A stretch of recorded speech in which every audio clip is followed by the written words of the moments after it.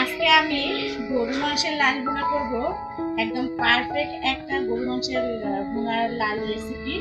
তো আপনারা সবাই পুরো ভিডিওটি দেখতে থাকেন। এখন আমি রান্নাঘরে যাব। আর এটা দেখেন, এখানে গরু মাংস নিয়ে এসেছে, একদম টাটকা ফ্রেশ গরু মাংস, সাথে কিন্তু কলিজাও আছে অনেকগুলো। তো দেখতে থাকেন আজকে আমি কিভাবে লাল ভুনাটা করে নেই।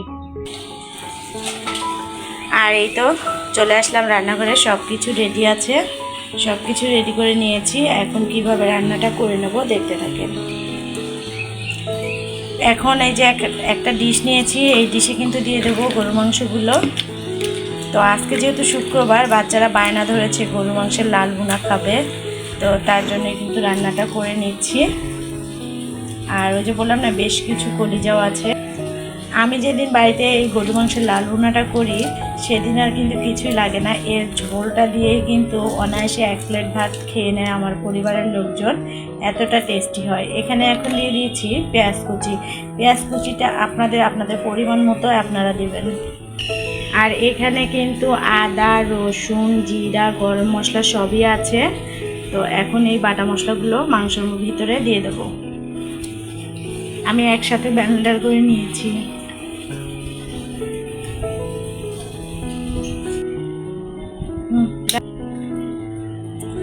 এখন এখানে কয়েক পিস ডালচিনি দিয়ে দিলাম। এরপরে দিয়ে দেব হলুদের গুঁড়া। আর হলুদের গুঁড়ার কারণে কিন্তু অনেক সময় তরকারির কালার অনেক সুন্দর হয়। আর আমার এই হলুদের গুঁড়াটা কিন্তু বাড়িতে তৈরি করা, অনেক সুন্দর একটা কালার আসে। এরপরে দিয়ে দেব কাশ্মীরি লঙ্কা গুঁড়ো। আপনারা চাইলে বাড়িতে করে রাখা গুঁড়া মরিচ দিয়েও রান্না করতে পারেন। এরপরে দিয়ে দেব স্বাদ মতো লবণ।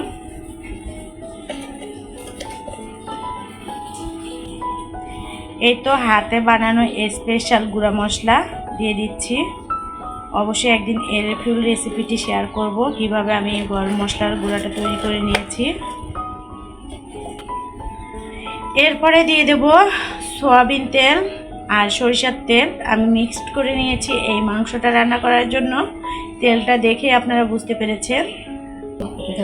এখন হচ্ছে খুব ভালোভাবে কিন্তু হাতের সাহায্যে মাখিয়ে নেব। অবশ্যই কিন্তু মাংসটা খুব ভালো করে হাতের সাহায্যে মাখিয়ে নিতে হবে। তো এই তো দেখেন, বেশ কিছুক্ষণ ধরে কিন্তু মাখিয়ে নেওয়া হচ্ছে। যত ভালো করে মাখাবেন গরু মাংসের টেস্টটা কিন্তু ততই দ্বিগুণ হবে। আর হাতে মাখানো মাংসের তরকারি কিন্তু এমনিতেই অনেক মজা। আমি বেশিরভাগ সময় কিন্তু হাতে মাখিয়ে রান্না করি।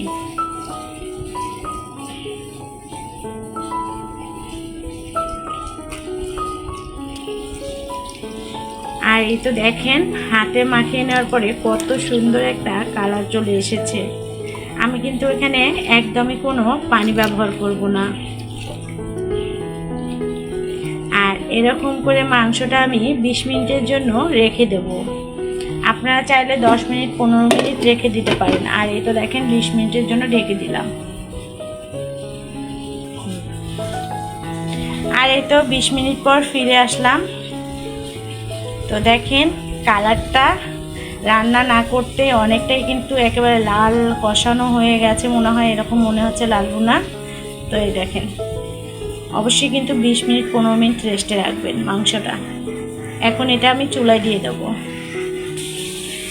আর এরকম মাখিয়ে রাখলে কিন্তু মাংসের ভিতরে সব মশলা ঢুকে যাবে, এতে খেতেও বেশি টেস্টি হবে। আর এই তো এখন আমি ইন্ডাকশন কুকারে দিয়ে দেবো। আজকে কিন্তু আমি গ্যাসে রান্না করে নেব না। এখন হচ্ছে ঢাকনাটা তুলে দেখব। চুলায় দেওয়ার পর কিন্তু একবারও নেড়ে চেড়ে দেওয়া হয়নি। আর একটু দেখেন বলক চলে আসছে। মাংসটা কিন্তু আগে ভালো করে কষিয়ে নিতে হবে।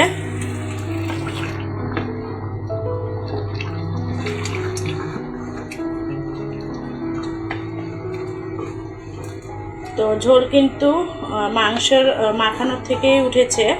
তো আমি এখানে কোনো ঝোল ব্যবহার করিনি।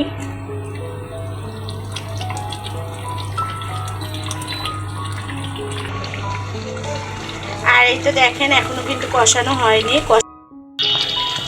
আর এই তো দেখেন ঢাকনা তুলে নিয়েছি। তো এখন হচ্ছে নেড়ে চেড়ে নেব।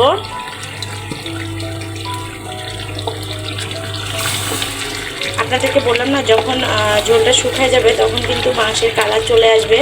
তো আমি কিন্তু এখনও কষিয়ে নিচ্ছি। আর একদম একটা পারফেক্ট গরু মাংসের লাল ভুনা।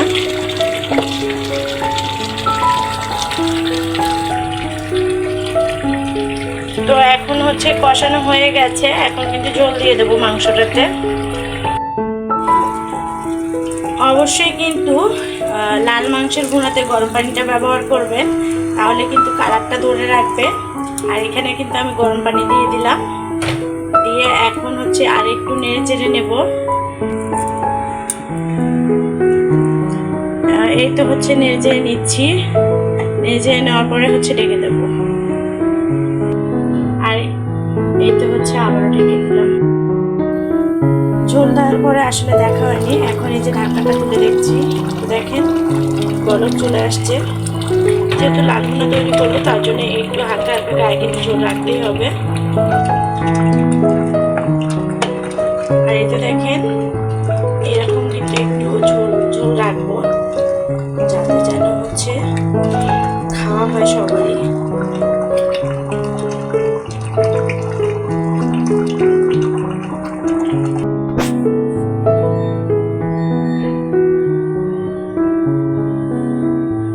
আর এই তো দেখেন একদম পারফেক্ট লাল ভুনা হয়ে গেছে।